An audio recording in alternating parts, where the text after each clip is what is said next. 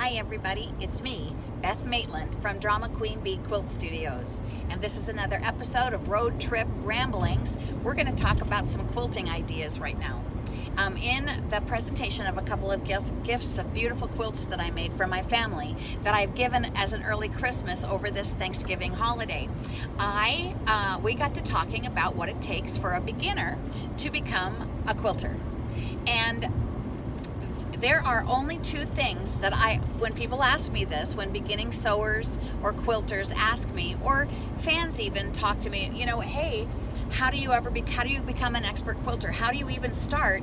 I've sewn doll clothes, or I've made holiday stockings on my sewing machine, or I can hem, but I can hem my son's chorus uniform, but I have no idea how to start to be a quilter. What do you do? Well, there's really only two things that come to mind that you have to be really good at. There are loads of things that add to your skill set, and there are loads of ways once you start to improve. But to begin as a quilter, in order for you to be a quilter, there are two things you need. Number one, can you cut in a straight line? Can you use a rotary cutter and a cutting mat and cut fabric perfectly straight, either by a pattern or by a measurement? Cutting straight is essential to being successful at putting something together, and measuring and cutting straight is step one. Step two, can you sew a straight line?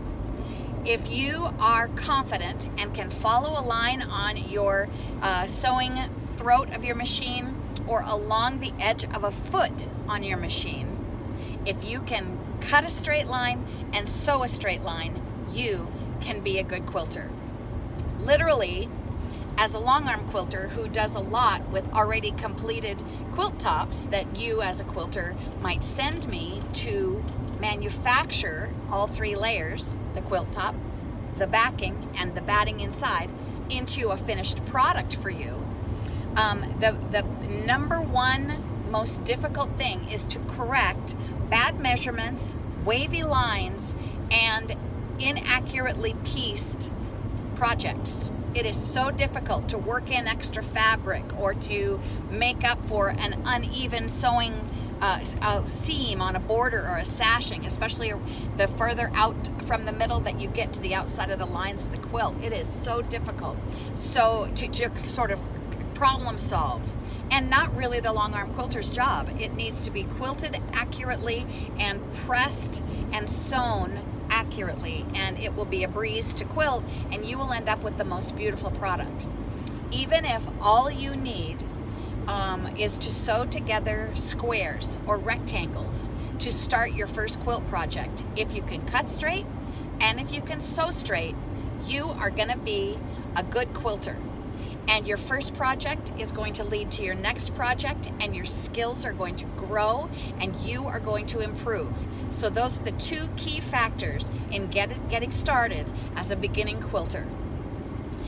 Later on, and on my YouTube channel, you can find all kinds of examples of me actually showing you and not just talking about it.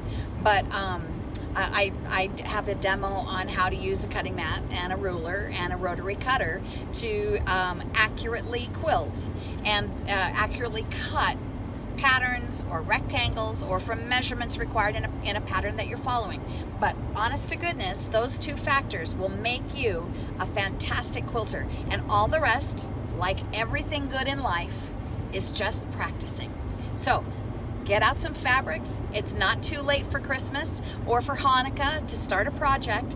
Do a table runner, a small project like a book cover or a journal cover, or even a Christmas stocking that has one surface as the whole front is perhaps crazy quilted or quilted with bits and scraps of Christmas fabric. Let's do a project.